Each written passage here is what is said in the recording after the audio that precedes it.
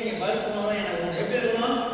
சந்தோஷமா இருக்கும். பக்கத்துல இருக்கவங்க தட்டி கேளுங்க, சந்தோஷமா இருக்கிறீங்களான்னு கேளுங்க. சும்மா கேளுங்கக்கா, பக்கத்துல இருக்கவங்க தட்டி கேளுங்க, சந்தோஷமா இருக்கிறீங்களான்னு கேளுங்க.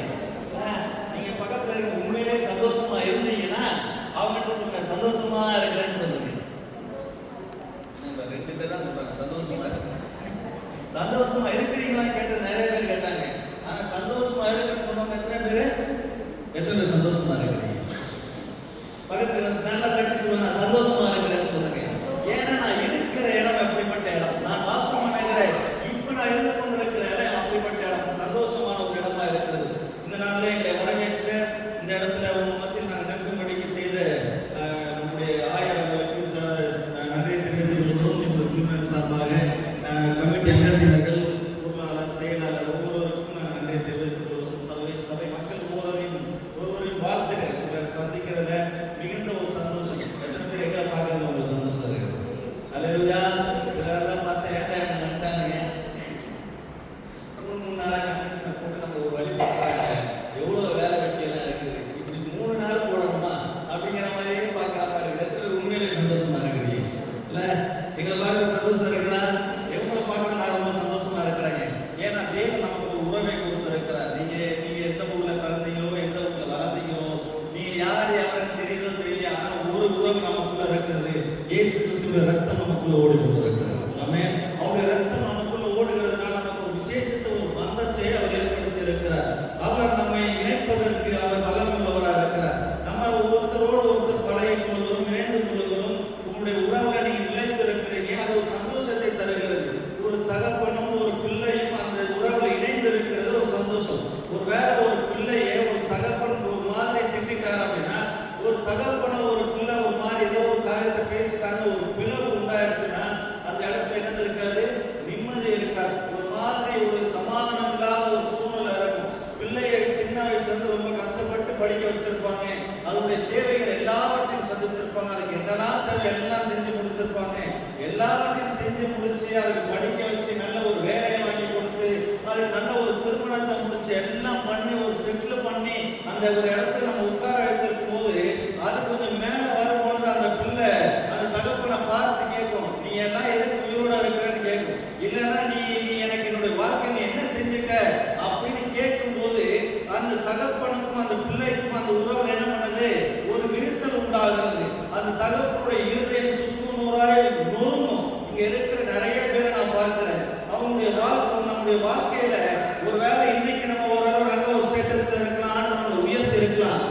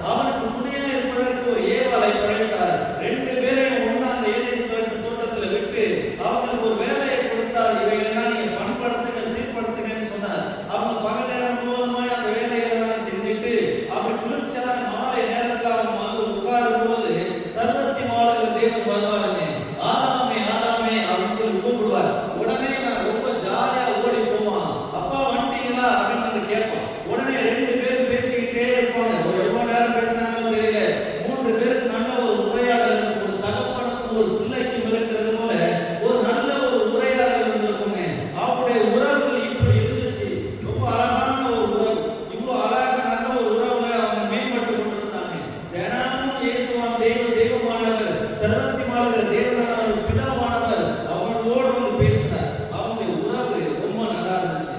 ரொம்ப நல்ல ஒரு உறவோடு கூட இருந்தாங்க. அவங்க 2 பேருடைய உறவும் நல்ல ஒரு உறவு. இப்ப இவர் தான் பிதா நினைச்சீங்களேன், இவர் தான் பிதா. இவருக்கும் ஆதாமுக்கும் நல்ல ஒரு உறவு, ஆதாம் ஏவாளுக்கும் இவருக்கும் நல்ல ஒரு உறவு,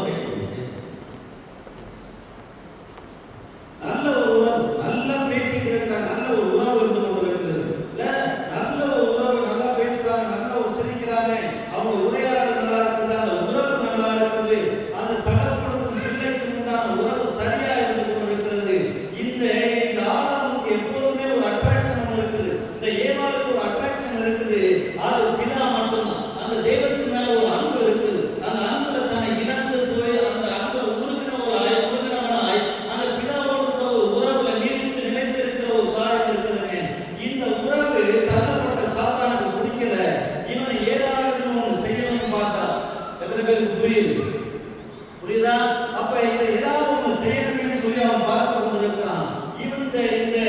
இந்த ஆதாமுடைய அட்ராக்ஷன் ஃபுல்லாவே அவர்தான். அந்த அன்புல மிதந்து கொண்டிருக்கிறார். அதுதான் அவனுக்கு மொத்தமா பிடிச்ச ஒரு காரியம். அந்த அன்பு ஈடு இணை இல்லாத ஒரு அன்பு. ஐயா, அவன் வந்து பேசும்போது இருக்கிற ஒரு மகிழ்ச்சி இருக்குது, அந்த மாதிரி மகிழ்ச்சி வேற எங்கேயும் கிடையாது. இவரோட மொத்த அட்ராக்ஷனும் அவர் மேல மட்டும்தான். இங்க என்னெல்லாமோ இருக்குதுங்க, இவரை சுத்தி ஆடு மாடு என்னெல்லாமோ இருந்து கொண்டிருக்கு. பலவிதமான மரங்கள் இருக்குது, பலவிதமான கனிகள் இருக்குது. எதையும் அவர் பார்க்க மாட்டார். எதுனாலும் தேவைக்கு யூஸ் பண்ணுவாரு, சாப்பிடுவார், அவ்வளவுதான். அதுக்கப்புறம் அவரோட அட்ராக்ஷனை எப்ப குளிர்ச்சியான மாலை நேரம் வரும், எங்க அப்பா வாழ்வாரு, நான் பேசுவேங்கிற ஒரு நல்ல ஒரு எண்ணத்தோட அவர் இருந்து கொண்டு இருந்தார். அப்போ ஒரு நாள் இந்த சாத்தான் பார்த்தான். இப்போ நிறைய பேருக்கு ஒரு அட்ராக்ஷன் இருக்குது. அந்த தாவீது சொல்லுகிறது போல எப்ப ஆலயத்துக்கு போவோம்னு சொல்லும் பொழுது அவன் மகன மகிழ்ச்சியா இருந்தான். அந்த மாதிரி அவனுக்கு ஒரு அட்ராக்ஷன் அந்த சபை மேல இருந்தது, அந்த ஆலயத்து மேல இருந்துச்சு. எப்பட ஆராதனை நடக்கும், உடனே ஓடி போய் அந்த முதல் பெஞ்சில உட்காரணும், தெய்வத்தை ஆராதிக்கணும் அப்படிங்கிற ஒரு உறவு இருந்துச்சு. நம்முடைய முன்னோர்களுக்கு அந்த காரியங்கள் இருந்தது. நம்முடைய முன்னோர்கள் எல்லாம் நம்மளோட ஊர்ல அப்படி முதலாம் பேர் அடிச்ச உடனே வீட்டுல அப்படி ரெடி ஆவாங்க. 2ஆம் பேர் அடிச்ச உடனே எல்லாம் சர்ச்சை பார்த்து ஓடி வரும். ஒரு ஆமா சர்ச்சைக்கு போலையா, சபைக்கு போலையா, சர்ச்சைக்கு போலையான்னு சொல்லி கடற்கரை ஊர்ல இருக்கிறதெல்லாம் திரண்டு ஓடி வரும். ஏன்னா தெய்வத்தின் மேல இருக்கிற ஒரு அன்பு, அவர் மேல இருக்கிற ஒரு அக்கறை, அவர் மேல இருக்கிற ஒரு பற்று, அப்படியே ஓடி வருவாங்க. தெய்வத்தை பார்த்து அங்க முழங்கால் படி இருக்கிற ஒரு சீனம் பார்க்கணுமே. நம் பாட்டி மேலாம் பார்க்கணும், முழங்கால முட்டுல அப்படி நிற்பாங்க. தெய்வமே ஏதாவது ஒன்று செய்ய என்னுடைய வாழ்க்கையில, என் பிள்ளை வாழ்க்கையை காப்பாற்றுங்க. சில பாட்டி மேலாம் நான் சின்னதா இருக்கும்போது பார்த்துருக்கிறேன். அந்த வாசல்ல உள்ள கூட வர மாட்டாங்க. அந்த வாசல்ல நின்றுட்டு அந்த முன்னாடி எடுத்துட்டு பேர் நிற்பாங்க. எதுக்கு நிற்கிறாங்கன்னு தெரியாது, ஏதோ ஒரு காரியத்தில் நின்றுட்டு இருக்கிறாங்க. தெய்வத்தை விட்டு எனக்கு வேற வழி கிடையாதுங்கிறது தெரியும். அவங்களோட மொத்த அட்ராக்ஷன் ஆண்டவர் மேல மட்டும்தான், அவரை மட்டும்தான் பிடிச்சிக்கிட்டு இருப்பாங்க. அப்படிதான் அந்த ஆதாமுக்கும் ஏவாளுக்கும் அவர் மேல ஒரு அட்ராக்ஷன் இருந்துச்சு. இந்த சாத்தான் பார்த்தான், நம்முடைய வாழ்க்கையில் இன்னைக்கு நிறைய செஞ்சுக்கிட்டு இருக்கிறது போல இந்த அட்ராக்ஷன் அவர் மேல இருக்கிறத கொஞ்சம் மாத்தணும்னு பார்த்தான். அப்படியே கொஞ்சம் அப்படி திரும்பினான். அந்த ஜோயல் அப்படியே கொஞ்சம் மாத்தி விடலாமேன்னு பார்த்தான். அவனுக்கு ஏதாவது ஒன்று செய்யணும். அப்ப இங்கே நிறைய கனிகள் ஆண்டவர் ஒரு கனியை விசேஷித்தமா சொல்லியிருந்தாரு, தொடாதன்னு சொல்லி ஒரு கனியை சொல்லியிருந்தாரு. இப்ப இந்த ஆதாமுக்கும் ஏவாளுக்கும் இங்க இருந்த அட்ராக்ஷனை கொஞ்சம் அப்படி சில நேரங்கள்ல சில சொல்லுவாங்க, என்னங்க பண்றீங்க, சும்மாதான் இருக்கேன். அத மாதிரி ஒரு டேஞ்சரான ஒரு வார்த்தை உலகத்துல கிடையாது.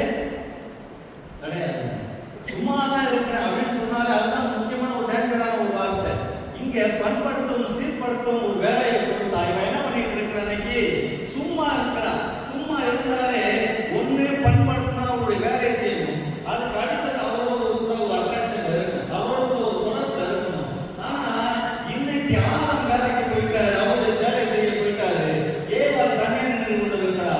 அவளை கொஞ்சம் சீன்ட்டு சும்மா இருக்கிறவங்களுக்கு என்ன பிரதர் பண்றீங்க, சும்மா இருக்கிறேன் அதனால டிவி பார்த்துட்டு இருக்கேன். என்ன பண்றீங்க, சும்மா இருக்கிறேன் அதனால அந்த சீரியலை பார்த்துட்டு இருக்கிறேன். என்ன பண்ணிட்டு இருக்கீங்க, சும்மா இருக்கிறதுனால என்ன பண்ணிட்டு இருக்கிறேன், பக்கத்து வீட்டு கதையெல்லாம் பேசிட்டு இருக்கிறேன். என்ன பண்ணிட்டு இருக்கீங்க, சும்மா இருக்கிறேன் அதனால உங்களை பார்க்க வந்தாக்கா. 2 அக்கா பார்த்தாங்கன்னா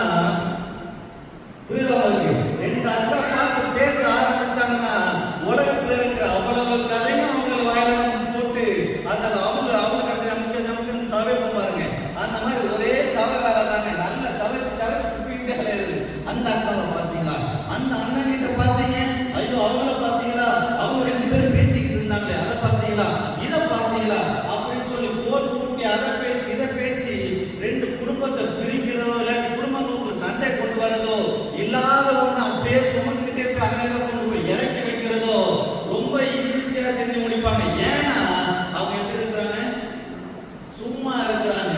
எங்க அம்மாவெல்லாம் நாங்க சொல்லுவோம், மார்க்கெட்டுக்கு போனோமா வந்தோமான்னு இருக்கணும். இந்த கார்பரேஷன் லாரி மாதிரி என்ன பண்ணக்கூடாது, அங்க இருந்து ஜாம் நின்று என்ன பண்ணக்கூடாது, வரக்கூடாதுன்னு சொல்லுவோம். ஏன்னா நீங்க உங்களுக்கு வேலை இருக்குதுன்னு நினைச்சுக்கீங்க. இப்போ உங்க வீட்டுல ஏதோ ஒரு சொந்தக்காரங்க வந்துட்டாங்க, அப்போ நீங்க என்ன பண்ணுவீங்கன்னா போன வேகத்துல ஒரு பால் வாங்கணும்னா போன வேகத்துல என்ன பண்ணுவீங்க, வாங்கிட்டு வந்துகிட்டே இருப்பீங்க. இல்லைன்னா வாங்கிட்டு வரவில்லை. எந்த அக்கா பார்த்தாலும் நல்லா இருக்கீங்களாக்கா, உங்க பையன் நல்லா இருக்காரா, அது நல்லா இருக்கா அப்படின்னு பேச ஆரம்பிச்சு அந்த அக்கா வாயில இருக்கிற வார்த்தையெல்லாம் பிடிக்கிட்டு அப்படியே வரவில்லை. அடுத்த அக்கா பார்த்து, உங்களுக்கு தெரியுமாக்கா அந்த அக்கா ஒரு பையன்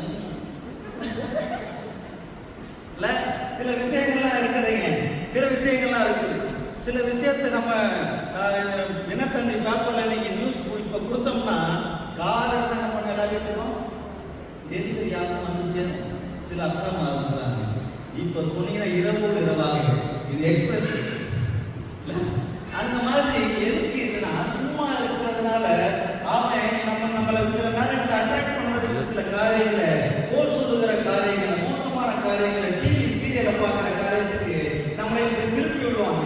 இந்த ஏவாளை என்ன பண்றான், கொஞ்சம் அட்ராக்ட் பண்ணுவதற்கு ஏவாள் இங்க ஒரு கனி ஒண்ணு பார்த்தியே, ஆண்டவர் என்ன அந்த கனியை பார்த்து சொன்னாரு, இவ்வளவு நாள் எத்தனையோ வாட்டி அதை பார்த்திருக்கா, கண்டும் காணாதது போல போயிட்டு இருந்திருக்கிறா. ஏன்னா அவருக்கு வேலை இருந்துச்சு, பல விதமான காரியங்கள் இருந்துச்சு.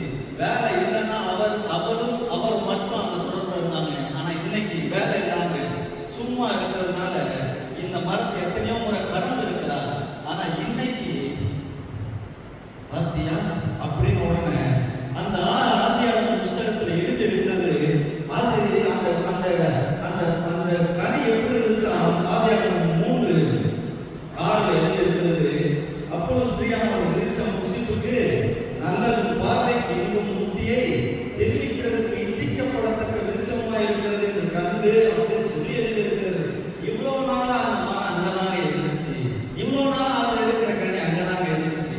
ஆனா இவ்வளவு நாள் தோன்றாத ஒரு காரியம் இன்னைக்கு இவருக்கு தோணுது. ஐயா இன்னைக்கு இவர் இங்க இருக்கிறாரு. இப்படிதான் பார்த்துட்டு இருந்தாங்க. இவன் வந்த உடனே அப்படி சொன்னதா இப்படி சொன்னதான்னா இங்க இருந்த பார்வை கொஞ்சம் இப்படி மாறிச்சுங்க. இப்படி மாறின உடனே அப்படியே இந்த கனி இங்க இருந்த கையை தூக்கி இப்படி வச்சாச்சுங்க. வச்ச உடனே இது இப்படி வந்துருச்சு. இப்ப இவருக்கும் அவருக்கு என்ன ஆயிடுச்சு, ஒரு பிளவு உண்டாயிருச்சு. அதெல்லாம் இன்னைக்கு நம்ம பார்த்து கொண்டு இருக்கிறோம். எபேசியர் புஸ்தகம் 3வது அதிகாரத்துல 2வது அதிகாரத்துல 14வது வசனம் சொல்லுவது எப்படி எனில், அவரே நம்முடைய சமாதானக்காரராக இருக்கிறதாரை ஒன்றாக்கி பகையாக நின்றது பிரிவினையாகிய நடுச்சுவர் அப்படின்னு எழுதி இருக்குதுங்க. இப்ப பகையா ஒரு நடுச்சுவர் வந்துருச்சு பாருங்க. இன்னைக்கு சும்மா இருந்தது இப்போ நடுச்சுவர் ஆயிடுச்சு. இவருக்கும் 2 பேருக்கு உண்டான ரிலேஷன்ஷிப், இவர் கையை தூக்குனா கூட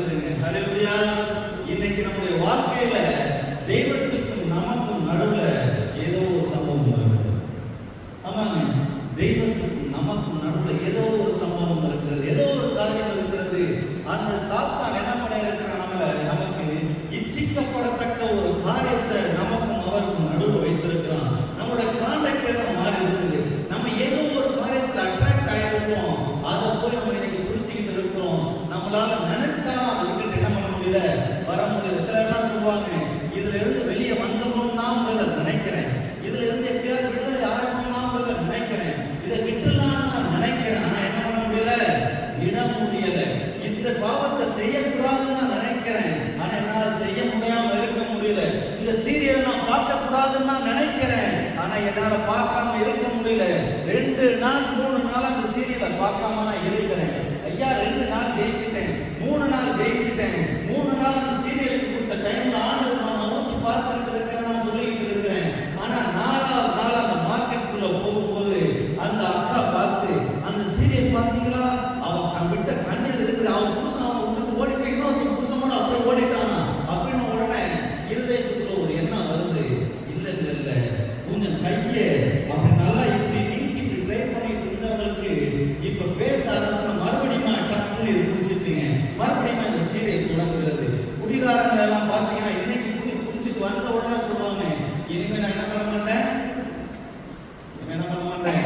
குடிக்கவே மாட்டேன். மறுநாள் என்ன பண்ணுவாரு, மறுநாள் என்ன பண்ணுவாருங்க, அதுதான் ஒரு பழமொழி சொல்லுவாங்க. என்ன சொல்லுவாங்க, குடிகாரம் வச்சு விழுந்தா போச்சுவாங்க. அது குடிக்க கூடாதுன்னா இவரு நினைப்பார், சும்மாலாம் சொல்லக்கூடாது. எந்த மனுஷன் குடிச்சிட்டு பொண்டாட்டி அடிக்கிறது, பிள்ளைய அடிக்கிறதுல ரொம்ப ஆர்வமா இருக்கு இல்ல, அவங்க கெட்டு சீரழிந்து போகிறது அவங்க விரும்புறது கிடையாது. இல்லைன்னா அவங்க தன்னை கெடுத்துக் கொள்கிறது அவங்க விரும்புறது கிடையாது. அவங்க குடிக்க கூடாதுன்னு நினைப்பாங்க. ஆனா சாயங்காலம் 5:30 மணி 6 மணி ஆன உடனே வீடு அங்கே இருக்கும், வீட்டுக்கு நேரம் தான் நடப்பாங்க. ஆனா டாஸ்மாக் கடை கொஞ்சம் என்ன பண்ணி குடி இழுக்கும். புரியுது? அல்லேலூயா.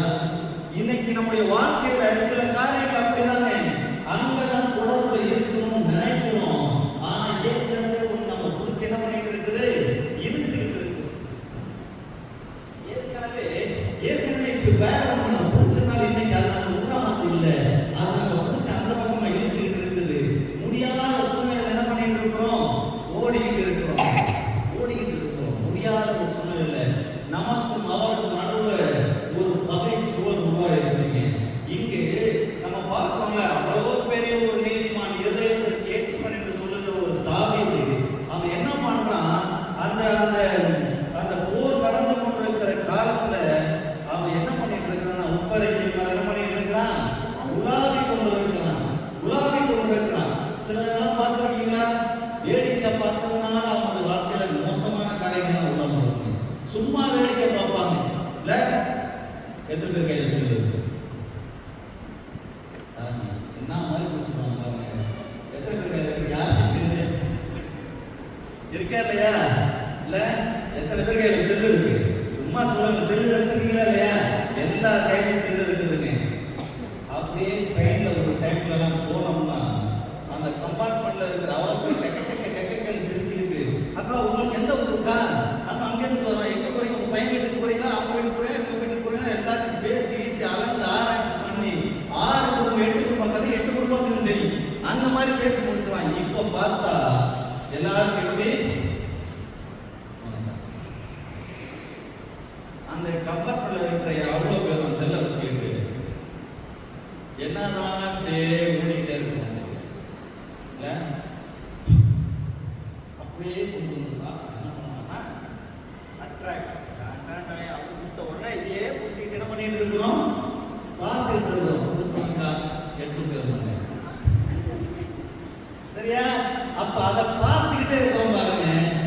ஒரு ஒரு என்ன சொல்றது, உலக நடக்கையை பார்த்துக்கிட்டு இருக்கிறையா, ஈரானுக்கும் இஸ்ரேல் நடக்கிற போரோட செய்தி தான் வந்துட்டு இருக்குது. அதை பார்க்குறையா, 2 நியூஸ் அது வருங்க. 3வது நீ ஸ்டார்ட் பண்ணணும்னா வேற ஒன்று வரும். எத்தனை பேருக்கு புரியுது? சும்மா வேடிக்கை பார்க்கறது, சும்மா பார்த்து கொண்டு இருக்கிறது. அப்புறம் நீ எதை நிற்க வச்சு பார்க்கறியோ அவனுக்கு தெரியும். நீ எதை நிற்க வச்சு பார்க்கறீங்களோ அதுக்கப்புறம் நீங்க எதை ஆர்வம் பார்க்கறீங்க அதே தான் வந்து இருக்குது. எத்தனை பேருக்கு புரியுது? பார்க்குறீங்களா இல்லை கவனிச்சிருந்தீங்களா? எதை நீங்க தேடுறீங்களோ இல்லைன்னா எதை நீங்க பார்த்தீங்களோ அது அப்படியே வந்துட்டே இருக்கும். சாத்தா ரொம்ப உஷாரு, அவன் ரொம்ப சூப்பர், ரொம்ப ஸ்மார்ட். அவன் உங்களை கீழே கவுக்கிறதுக்கு நிறைய ஆயுதங்களை வச்சிருக்கான். பெண் என்கிற ஒரு இச்சை, ஆண் என்கிற ஒரு இச்சை, டிவி என்கிற ஒரு இச்சை, பணம் என்கிற ஒரு இச்சை, இப்படி அநேக விதமான காரியங்களை உங்களுக்கும் அவனுக்கும் நடுச்சுவரா எழுப்புவதற்கு நிறைய ஆயுதங்களை நிறைய கல்லை வச்சிருக்கான். ஃபர்ஸ்ட் ஒன்னை தூக்கி எறிவான். நீங்க என்ன பண்ணுவீங்க, இதெல்லாம் ஒரு பெரிய மேட்டர் தாண்டிடுவீங்க. அடுத்த ஒன்னை தூக்கி எறிவான், அதுலயும் நீங்க தாண்டிடுவீங்க. பணம் ஆசை அதையும் தாண்டிடுவீங்க, போதை அதையும் தாண்டிடுவீங்க. அப்புறம் ஒன்னு எதையாவது தூக்கி எறிவான். சிலருக்கெல்லாம் பாருங்க, மற்ற வீட்டு கதையை பேசணும் அவ்வளோ ஒரு ஆர்வமா இருக்குங்க. அதில் கொண்டு தடவினீங்கன்னு நினைச்சுக்கீங்களேன், அடுத்த வாட்டி அவன் எல்லா கல்லும் ட்ரை பண்ண மாட்டான், அந்த ஒரே கலையை ட்ரை பண்ணுவான். இன்னைக்கு கூகுள் அதை தான் பண்ணிக்கிறேன். ஆமாங்க, ஒன்று நீங்க பேசுங்களேன், நீ செல்போனை இப்படி வச்சுக்கிட்டு ஒரு காரியத்தை உங்க ஃப்ரெண்ட்கிட்ட பேசுங்களேன், நீங்க ஆன் பண்ணோம்னா அதற்கு தொடர்பான காரியங்கள். ஆமா ஆமாங்க, ஆண்டவருக்கு உங்களுக்கு நடுவில் ஒரு பகை சுவரை எழுப்புவதற்கு அவன் 24 மணி நேரம் உங்களுக்கு மேல அப்படி கண்ணை வச்சுக்கிட்டே இருக்கான். உங்களுக்கு அட்ராக்ஷனை கொண்டு வரதுக்கு நீ எதுல அட்ராக்ட் ஆகையோ அதை கொண்டு வந்து நிப்பாட்டிக்கிட்டே இருக்கும். இப்ப இந்த உப்பரிக்கையின் மேல அவன் நடந்துட்டு இருந்தாங்க.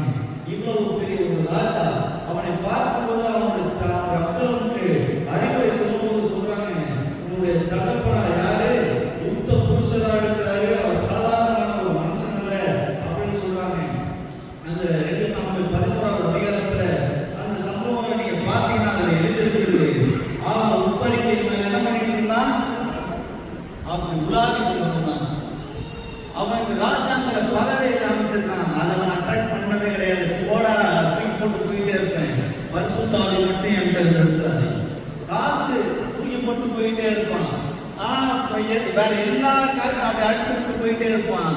ஆனா இவனுக்கு ஒரு வாட்டி இவன் உப்பரிக்கையில சும்மா எப்படி சொல்லுங்களேன், எப்படி சும்மா சும்மா என்ன பண்ணிட்டு இருந்தான், ஃப்ரீயா இருந்து அந்த உப்பரிக்கையை மேல உலாவிட்டு இருந்தான்.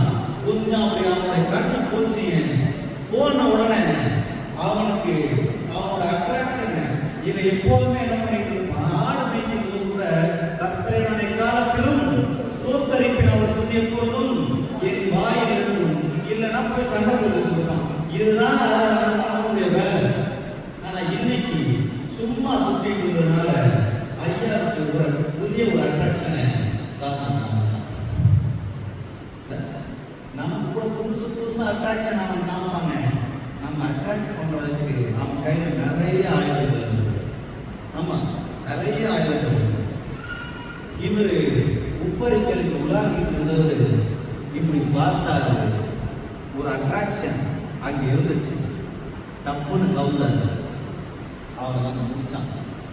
ஆமா, அப்படி உலாவனா அங்க பார்த்தானா ஒரு ஸ்ரீ ஸ்நானம் பண்ணிட்டு இருந்தார். ஒரு ஸ்ரீ ஸ்நானம் பண்ணிட்டு இருந்தார். அப்படி பார்த்தாங்க, என்னடா நீ ஆனந்த ரொம்ப பூஞ்சி கொலாவிட்டு இருக்கிற பாரு, ஒரு அட்ராக்ஷன் போடுறோம் பாரு, நடுவு சுவருக்கு வந்து நின்றுச்சு. பச்சை வழக்கம் வந்து விட்டான். அவங்களுக்கு அடையிறதுக்காக இல்லைன்னா அந்த தப்பு சேர்க்கிறதுக்காக அவங்களோட புருஷனையும் முன்னாடி போரை விட்டு சாகடிச்சான். ஒரு கொலைபாதனாய் மாறினான். அவனுடைய பாவம் கற்பம் தெரிந்து அது வளர ஆரம்பிச்சது. பாருங்க, ஆண்டவருக்கும் அவனுக்கும் ஒரு நடு சுவர் ஒரு பகையா. இன்னைக்கு நமக்கும் ஆண்டவருக்கும் எது பகையா நடுவில் ஒரு சுவர் இருக்குது பாருங்க. அதை கண்டுபிடிக்கிறவங்க பாக்கியவாங்க. அதை எடுத்து போடுவதற்கு நம்ம ஆண்டவரத்தில் ஜெபிக்க போகணும். இவன் அவ்வளவு பெரிய தெய்வ மனுஷனாக இருந்தால் கூட, இருதயத்திற்கு ஏற்றவன் என்று சொல்லக்கூடிய ஒரு மனுஷனாக இருந்தால் கூட, அவனையும் அட்ராக்ட் பண்ணுறதுக்கு ஒரு காரியத்தை அமைச்சிருக்கான். யாரை அவ்வளோ சீக்கிரம் பண்ண மாட்டாங்க. அவன் 24 மணி நேரம் என் சிங்கத்தை போல எவனை விலங்கலாம்னு சொல்லி என்ன பண்றான்னா, வகை தேடி சுற்றி திரிந்து கொண்டு இருக்கிறானா. அப்ப இந்த தாவதையும் விட்டு வைக்கிற சுத்தி சுத்தி வந்தான். ஒரு நாள் சும்மா உலாமா குடிச்சாங்க, குடிச்சு உள்ள உட்கார வச்சான். பாருங்க, அவனையும் ஒரு பாவி ஆக்கி அவனுக்கும் நடுவில் ஒரு சுவரை கட்டி விட்டான். ஆண்டவருக்கு அவனுக்கு நடுவில் ஐயா ஒரு பாலிக்கு ஒருத்தர் வர ஆண்டவரிடத்துல அவன் சொல்றான், நித்திய ஜீவனை அடைவதற்கு நான் என்ன ஆண்டவரை செய்யணும். அவன் உண்மையா நல்ல ஒரு நேர்த்தியான ஒரு கேள்வி, அழகான ஒரு கேள்வி கேட்டான். இன்னைக்கு நமக்கும் அப்படிதாங்க, ஆண்டவரோட நெருங்கணும் ரொம்ப ஒரு ஆசை இருக்கு. எத்தனை பேருக்கு ஆசை இருக்கு? இந்த 2 நாட்கள்ல நம்ம இப்படி ஆண்டு தேடி இந்த இடத்துல உட்கார்ந்து இருக்கிறோம்னா ஒரே ஒரு காரியம் தான், ஆண்டவரோட இன்னும் என்ன பண்ணணும், நெருங்கணும். இன்னும் நெருங்கணும்னு ஒரு ஆசை தானே. ஒரு வேலைக்கு ஒரு வேலை சண்டே மார்னிங் சர்வீஸ்ல இந்த கூட்டம் ஃபுல்லா நடந்து இருக்கிறேன். அது வந்து நார்மலா நிறைய அந்த எப்படி சொல்றது, ஒரு ட்ரெடிஷ்னலே நம்ம சண்டே ஆனாலே சர்ச்சைக்கு போயிடணும் அப்படிங்கிற ஒரு தூரம் வரல. ஆனா சில நேரங்களில் என்ன நடந்தாலும் இங்க வரணும் ஒரு இது இருக்கு பாருங்க. அவங்களுக்குலாம் ஒரு ஆர்வம் இருக்குது. நித்திய திரும்ப திரும்ப போய்கிட்டே இருக்கணும். திரும்ப திரும்ப அவர் இடத்துல நான் கல்வப்படணும். திரும்ப திரும்ப என்னை பரிசுத்தப்படுத்திக் கொள்ளணும். அவருடைய உறவுல இன்னும் என்னை புதுப்பித்துக் கொள்ளணும்னு ஒரு ஆசை இருக்கும். நான் சில நேரங்களில் மெசேஜ் கொடுக்கும்போது எங்களுக்கு தான் தோணும்.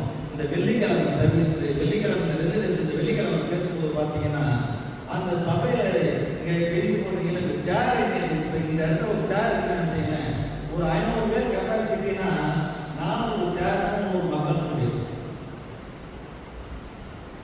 இன்னைக்கு நம்ம நிலம் அப்படிதான் இருக்குது. நம்முடைய மற்ற சகோதரர்களை பாருங்க, 5 வேலை தொழில் நடத்துறதுக்கு ஒரு நேரம் வந்து அங்கே காலியாக இருக்குல்ல, காலியாக இருக்கு பார்த்துருக்கீங்களா? காலியாக இருக்காது, ஃபுல்லாக இருக்கும். அவன் எப்படி வேலை செய்யற இடத்துல பர்மிஷன் வாங்குவான்னு எனக்கு தெரியல, வேலை செய்யற இடத்துல எப்படி விடுவாங்கன்னு தெரியல.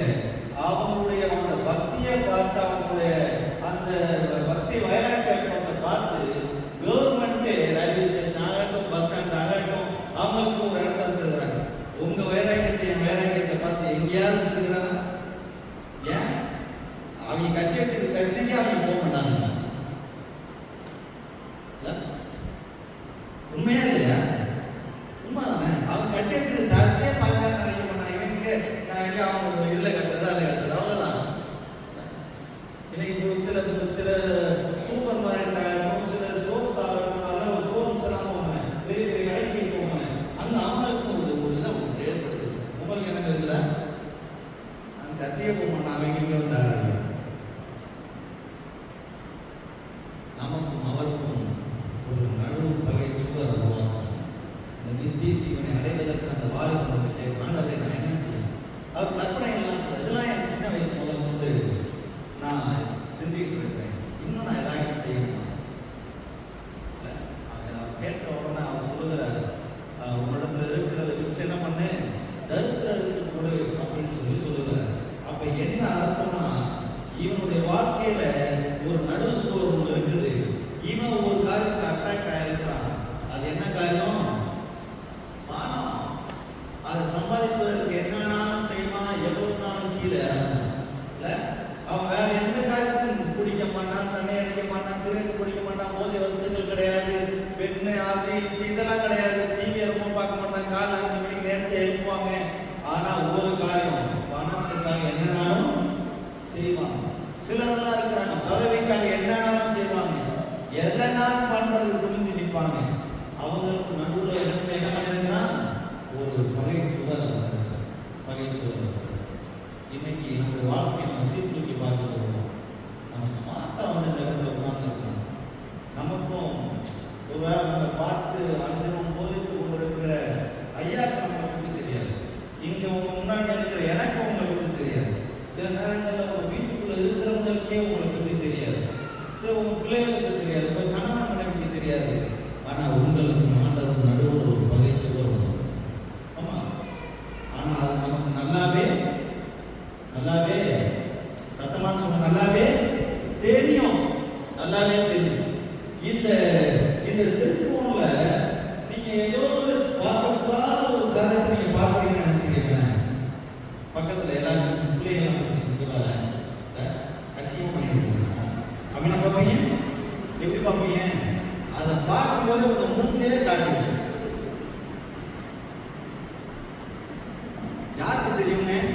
உங்களுக்கு மட்டும்தான் தெரியும், ஆண்டவருக்கு தெரியும். பகை சுவர் அப்படியே கட்டுவாங்க. அழகாக அட்ராக்ட் பண்ணுவோம், அழகாக உங்களுக்கு ஒரு காரியத்தை காரணம். ஆனால் நம்மளால முடியாது. அவங்களும் நான் பாருங்க, தாவீதுக்கு ஆண்டவருக்கு சமூகத்தில் ஆண்டவரை நான் பாவியாகினேன், என் தாயினை கற்பத்தில் பாவத்தை முன்னால் என்ன பண்ணா கற்பம் தரித்தார். ஆண்டவர் உள்ளத்தில் உண்மை இருக்க விரும்புகிறாங்க. இன்னொரு உள்ள இதயத்தை தாரமாக நான் ஜெபிக்கிறேன். இன்னைக்கு அப்படி ஜெபிக்கிற ஒவ்வொருடைய வாழ்க்கையிலையும் ஆண்டவரை நீ என்னை பலப்படுத்துங்க, நான் உங்களோட சேரணும்னு ஆசைப்படுறேன், உங்களோட தொடர்பு இருக்கணும்னு நான் ஆசைப்படுறேன். ஆனால் அது முடியாமல் இருக்கு. இன்னைக்கு ஏதோ ஒரு விஷயத்தில் நான் அட்ராக்ட் ஆகி வேற விஷயத்தில் போய்கிட்டே இருக்கிறேன். ஆனால் நீங்கள் நினைச்சீங்கன்னா உங்களோட என்னை சேர்த்து விடணும். ஐயா, எத்தனையோ பேர் ட்ரை பண்ணாங்க, முடியல. தெய்வத்தோட மறுபடியும் இணைவதற்கு முடியலை. ஐயா, இப்போ பரிசுத்தமாக வாழணும்னு நினைக்கிறேன், ஆனால் முடியலைங்க. ஒருத்தர் வந்தார். ஆமாங்க, அவருடைய சொந்த குமாரனையே அவர் அனுப்பினார். பகையாக நின்ற சுவரை உடைப்பதற்கு வேற வழி தெரியல, அவரையே அனுப்பினார். அந்த அட்ராக்ஷனை அதை இதை எல்லாத்தையும் அவர்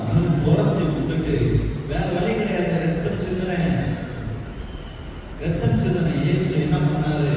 இவனுக்கும் அந்த தெய்வத்துக்கும் ஒரு கனெக்ஷனை சிலுவையில் நம்ம காட்டுறோம். இந்த தொடரை உண்டு பண்ணுவதற்கு அவர் அவமானப்பட்டார். இந்த தொடரை உண்டு பண்ணுவதற்கு அவர் அசிங்கப்பட்டார். இந்த தொடரை உண்டு பண்ணுவதற்கு அவர் அரை நிர்வாணமாய் சிலுவையில் திரும்பினார்.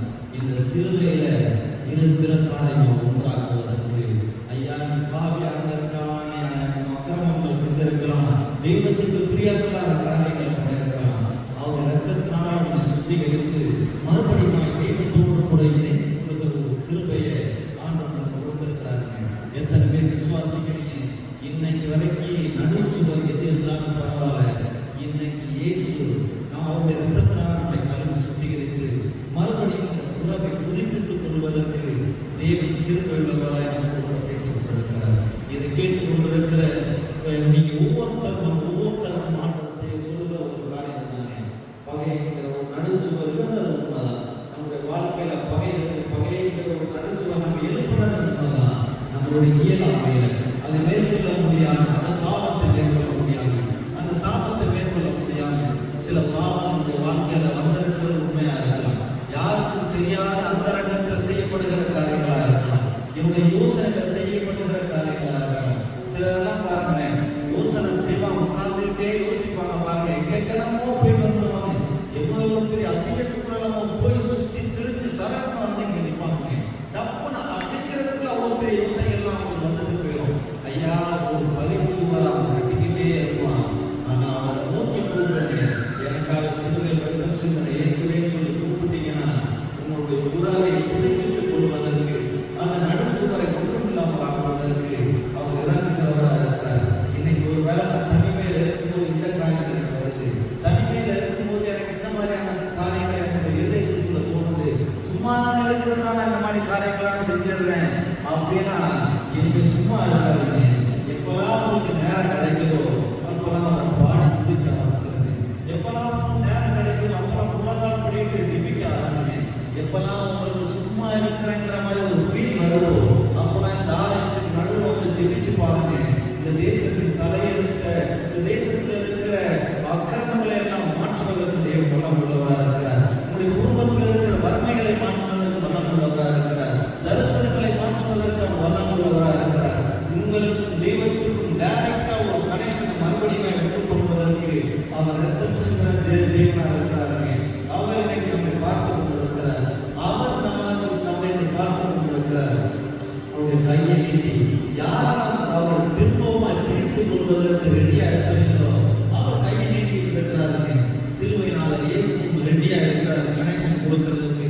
நீங்க ரெடியா இருந்தீங்கன்னா போதும், ஆண்டவரே இதுல இருந்து வெளியே வர்றதுக்கு நான் ரெடியா இருக்கிறேன், எனக்கு தகப்பனுக்கு ஒரு உறவை நீங்க புதுப்பிச்சு கொடுத்துருக்கேன்னு சொன்னீங்கன்னா ஆண்டவர் அந்த காரியத்தை செய்வதற்கு அவர் வல்லமையுள்ளவராக இருக்கிறாருங்க.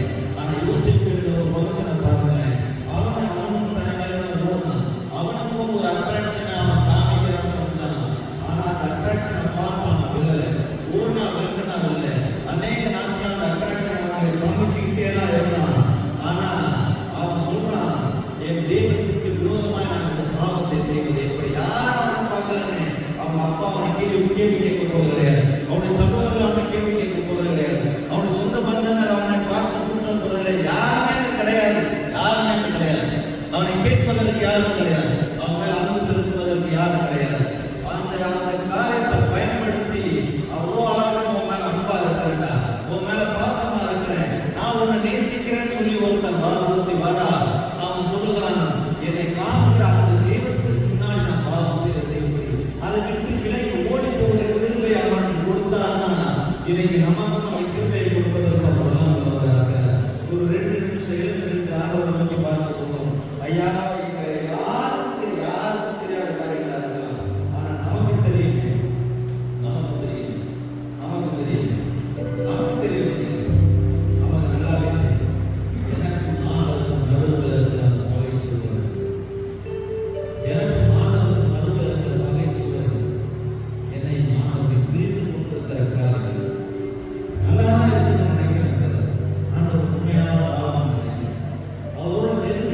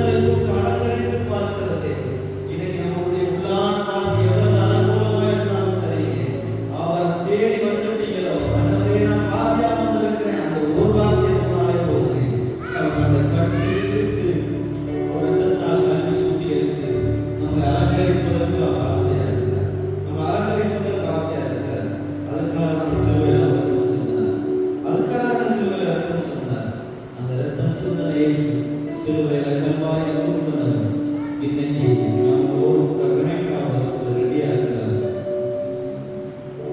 பலியான செம்மறி தாங்கள் எல்லாம் சுமந்து தீர்த்தாரே. பலியான செம்மறி தாங்கள் எல்லாம் சுமந்து தீர்த்தாரே. பரிசுத்த